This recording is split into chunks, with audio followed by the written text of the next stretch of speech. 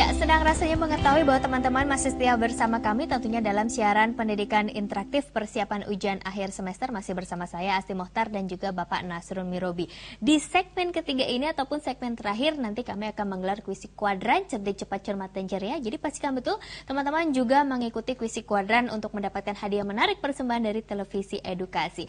Tadi pada segmen kedua kita sampai pada penjelasan mengenai atom oleh Bohr ya. Neil Bohr. Neil Bohr. Semakin menarik. Semakin menarik. Di semakin segmen menantang. ketiga ini masih mengenai Neil Bohr juga ya Pak ya? Neil Bohr juga, tapi akan kita perlihatkan bagaimana bentuk yang sebenarnya daripada struktur atom itu ya. Baik, silakan kita Pak. lihat ya dari bagian dari rumah bahwa tadi diinformasikan atom tadi dari inti, kemudian elektron mengelilingi berupa lingkaran biasa gitu ya. Ternyata Neil Bohr tidak mengungkapkan demikian.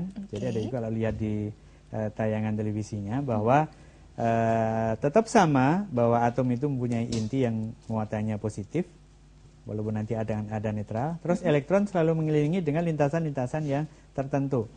Ada orang mengatakan ini lintasannya elips gitu ya, atau ilmuwan mengatakan elips dan sebenarnya inilah sama dengan yang ada di planet. Kemudian lintasan yang kedua juga demikian elips. Dan ini selalu berputar dan ini jumlahnya setiap lintasan itu tidak hanya ada satu, mengikuti suatu aturan-aturan tertentu yang berkaitan dengan elektron. Baik. Nah, semacam ini.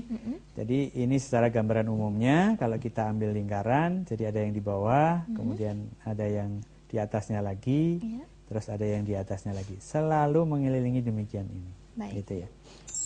Nah, secara umum ada hal-hal yang khusus yang berkaitan dengan energi. Bahwa sebenarnya elektron-elektron yang ada pada lintasan tertentu itu kadang-kadang berpindah ke lintasan berikutnya. Kalau elektron yang berada pada lintasan di atas menuju ke lintasan di bawahnya, maka dia akan melepaskan energi. Kenapa?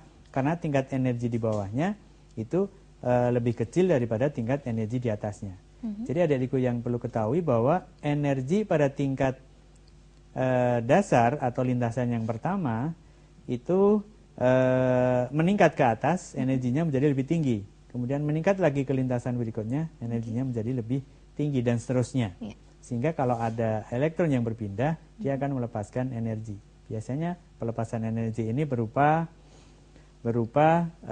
gelombang elektromagnetik atau sinar atau semacam gelombang elektromagnetik gitu ya. Baik. Nah, kalau seandainya kembali posisi dari lintasan dasar menuju ke atas, bagaimana? Dia harus memerlukan energi, gitu ya. Nah, semacam ini dia memerlukan energi.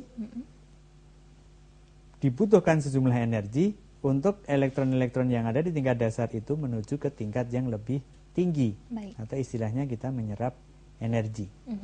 Nah, ini konsep daripada model atom Rutherford. Nah, nanti ini juga ada kelemahannya sebenarnya. Nanti akan dikembangkan lagi. Yang paling kini itu adalah tentang teori mekanika kuantum. Teori mekanika kuantum. Baik. Nah, kita akan lihat soalnya dulu ya. Kita soalnya masuk ke slide 35 Pak, soal keempat. Silakan. Kita lihat soal yang keempat. Oke, saya bantu baca ya Pak. Kesimpulan yang dapat diambil dari percobaan hamburan Rutherford adalah A. Muatan atom tersebar merata pada seluruh bagian atom. B. Elektron mengelilingi inti pada lintasan tertentu. C. Massa atom terpusat pada satu titik yang disebut inti atom. D. Elektron merupakan bagian atom yang bermuatan positif. Atau E. Atom merupakan bagian terkecil dari unsur. Iya. Yang mana yang dari rumah? Jawabannya adalah B. Sebenarnya ini hampir sama semua, tapi yang paling tepat adalah yang B. Ini. Elektron itu mengelilingi inti pada lintasan tertentu ya. Jadi ada lintasan tertentu yang ada di sana. Baik. Kita lihat soal yang berikutnya. Ke soal kelima ya. Ini Bohr. Kita udah masuk Bohr. Iya, tadi terakhirnya kita membahas mengenai Bohr dan pertanyaannya adalah salah satu model atom menurut Bohr adalah A. Atom tidak dapat dipecah-pecah lagi. B. Elektron bergerak dengan lintasan stasioner.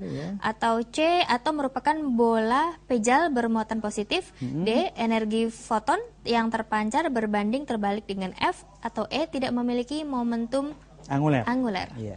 Nah, di sini menginjak ke konsep momentum anguler, mungkin adikku juga sudah mempelajari. Kemudian F itu adalah frekuensinya, jadi energi itu berbanding terbalik dengan energi.